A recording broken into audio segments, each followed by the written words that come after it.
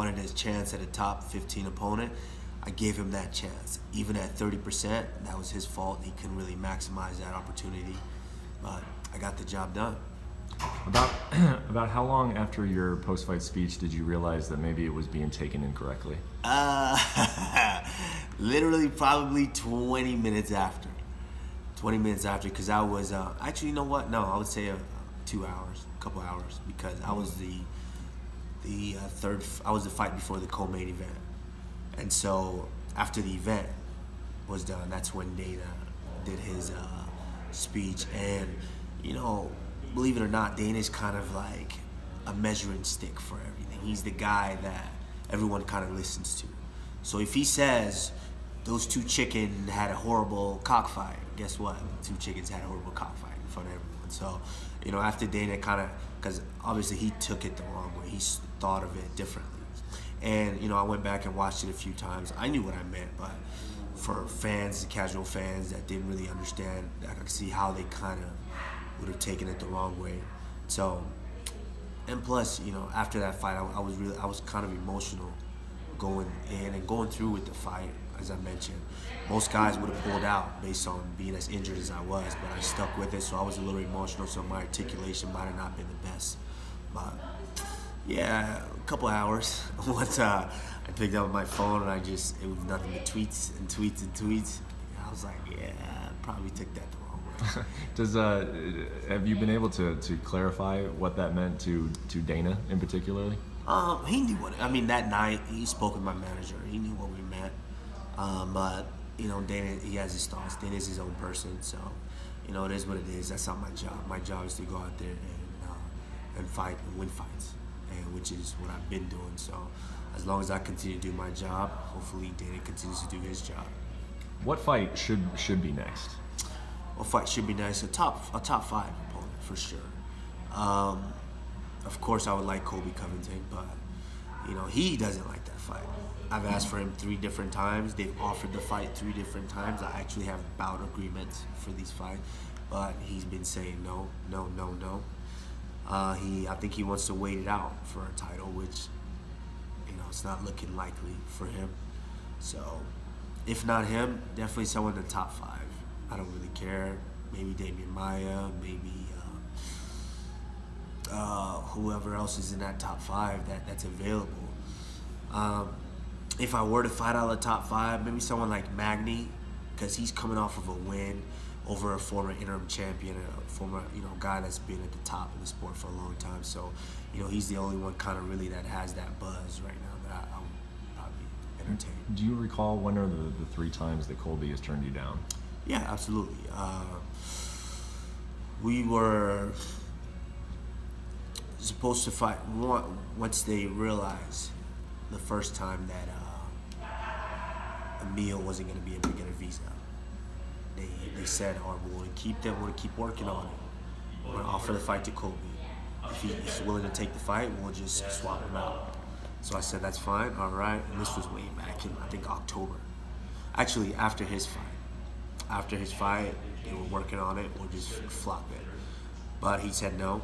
And we both did an interview on the MMA Hour that next day.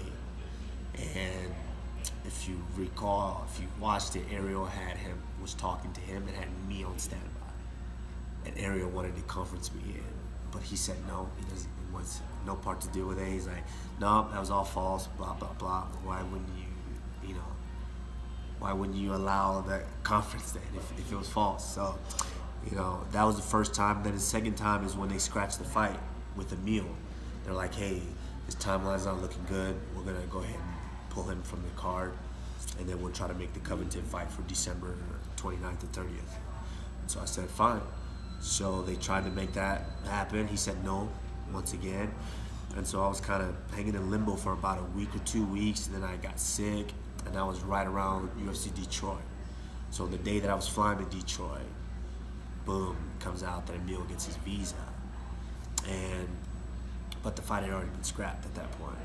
And so he's talking about, and they asked me, they're like, well, what do you think? And we're like, well, you know, we'd really like to get the Covington fight. So they said, all right, we'll work on that for the headliner for UFC St. Louis.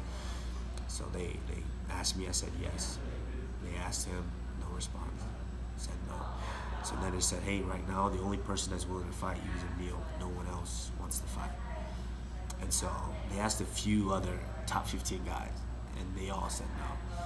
And so Emil was still the only one willing to take the fight. And so I said, all right, fine, screw it. We'll go through with it. And, the rest was history. Do you think there's any chance that Colby's your next opponent? You think there's any way they can talk him into it? The next opponent? Absolutely not. Because, there was even talks of me and him coaching Ultimate Fighter. That's going on right now. And that's, who wouldn't want to do that? You get to really help mold other guys, be a part of these other guys' journeys as they enter the UFC. And on top of it, you get the national exposure that you get all throughout of it. And he turned that down. So, right now I think it's a lost cause. You can't get him inside the cage with me. And obviously with good reason. He knows what's going to happen. He knows he's very close to a title shot. And he knows that fighting me would be the wrong thing for him to do because he would never get a title shot if he does that. So, I don't blame him for being scared. And you said May is about the time frame you want to come back, yeah? Yeah, I would like to fight a little earlier, but this for now it's what I've always done is just grind, injuries or not, I just grind through, and it hurts, especially in this last fight. This last fight was an eye opener to where I'm not at the level to where I should just take fights anymore, because now fans are actually interested in my performance, as opposed to just I'm in there and somewhere on the card and I gotta win. Now they're really interested in the performance, and so I want to be able to entertain with all the capabilities that I have. And so I want to get as healthy as possible and have the right fights to really entertain and let the fans know that I'm levels above everyone else in the division. Yeah, I mean, any fan who watched St. Louis, and there were some, who were like, I never want to see that guy fight again. Yeah. What would you say to that then? I mean, those are, guys that don't really understand the sport. At the end of the day, this is a sport, but I'm a human being as well. I have a family that I have to provide for. And just like Emil, he had a family he had to provide for. If I'd have said no, I didn't want to take that fight, now he's out of a fight. He can't fight, he can't provide, he can't support himself or his family. Same with me. And so I risked everything. I put everything on the line. I fought a tough, gritty guy that no one else really wanted to fight. And I was out of the top 10. I had everything to lose in that fight. But I chose to stay the course, and I went out and still got the job done. Yes, the performance wasn't the best, but after the fight, I tried to let everyone know that, hey, I came in at 30%. Obviously, fans, the reason they cared so much was because they've grown accustomed to seeing me perform at a different level. My last 3 fights, I fought more dangerous strikers than this last guy I fought. And I stood up with them the whole fight and knocked some out and, knocked that guy out and really put it on the rest of them. So, they kind of grown accustomed to that and they wanted to see that. But unfortunately, based on the injuries, I wasn't able to perform like that. So, they just got to stay tuned and see if once I get healthy, see all the performances that I put together. You think it's going to be hard for the UFC to talk a top 10 guy into fighting you right now? Absolutely. It's going to be very hard because if you really look at it, and I'm not trying to sound any, I'm a realist with myself and my skill set and everybody else in the division. Almost everyone else is kind of a specialist of some sort. You have the Till and Wonder Boy that are stand-up specialists who you have never really seen their ground. So there's a big what if. How can these guys fare being taken down and beaten on? And then you have the specialists, as in Damian Maia. He's a jiu-jitsu guy. He's not very comfortable standing up, but he can, he's efficient there. And then you there's just different guys. The Masvidal is a full stand-up guy. You have jiu-jitsu guys. So looking at me, you can't really say that. I can do it all. I can strike with either hand, either stance. I can wrestle.